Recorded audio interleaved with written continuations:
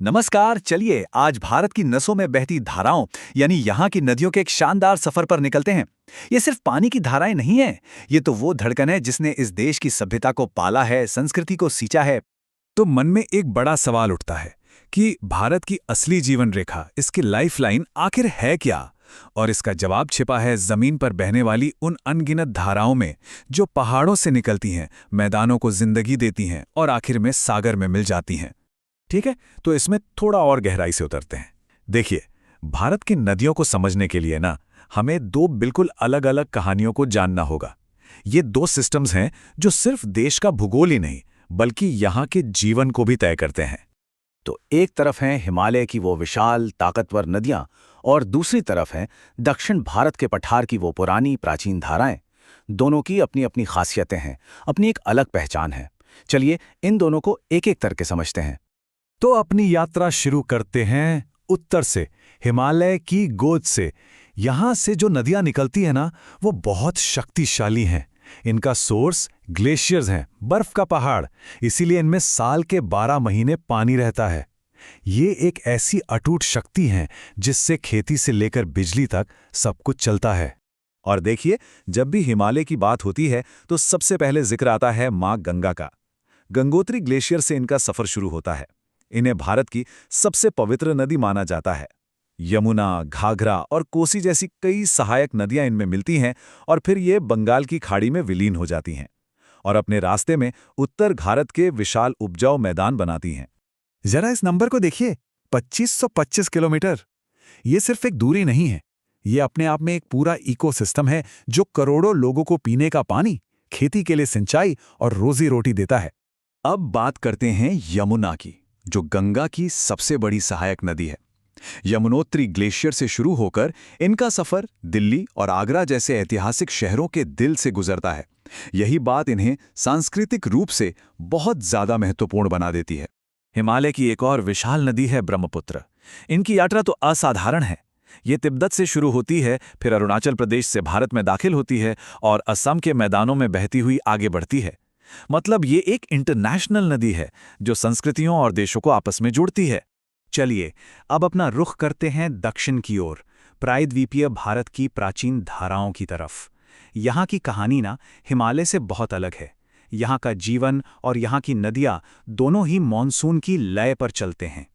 तो यहाँ सबसे ज़रूरी बात यह है कि उत्तर की हिमालयी नदियों के ठीक उलट ये नदियाँ ग्लेशियर से नहीं बल्कि पठारों से निकलती हैं।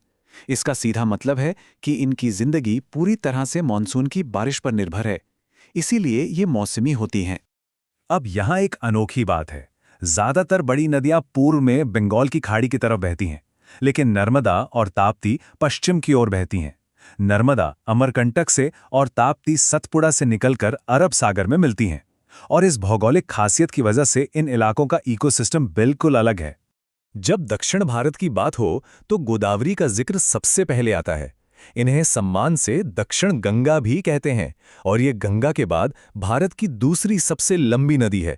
इनका जो विशाल बेसिन है ना, वो महाराष्ट्र से लेकर आंध्र प्रदेश तक कई राज्यों के लिए कृषि और संस्कृति का केंद्र है।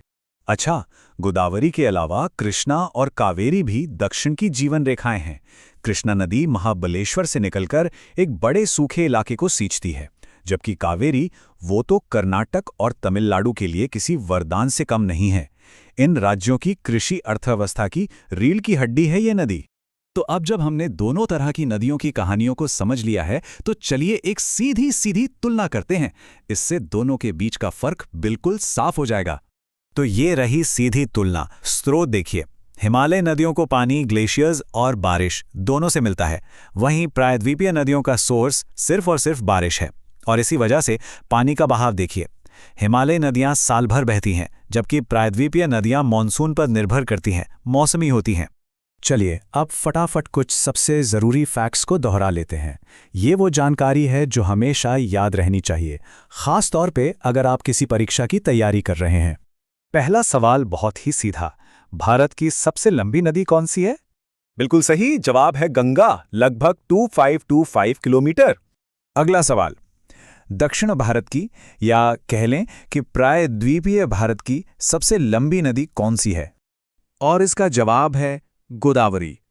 और आखिरी सवाल, वो कौन सी बड़ी नदियां हैं जो पूरब के बजाय पश्चिम की ओर बहती हैं? जवाब है नर्मदा और ताप्ती। ये दोनों अरब सागर में जाकर मिलती हैं। तो ये बात बिल्कुल साफ है कि नदियां सिर्फ पानी के रास्ते नहीं हैं, ये हमारी संस्कृति, हमारी अर्थव्यवस्था और हमारे वजूद की जीवन रेखाएं हैं। ये हमें जोड़ती हैं, हमारा पोषण करती हैं और भारत की कहानी कहती हैं। इन्हीं नदियों ने भारत के अतीत को बनाया है और ये हमारे आज को भी आकार दे रही हैं। लेकिन एक सवाल है जो सोचने पर मजबूर करता है कि इनका भविष्य क्या होगा, और ये एक ऐसा सवाल है जिसका जवाब हम सबको मिलकर खोजना है।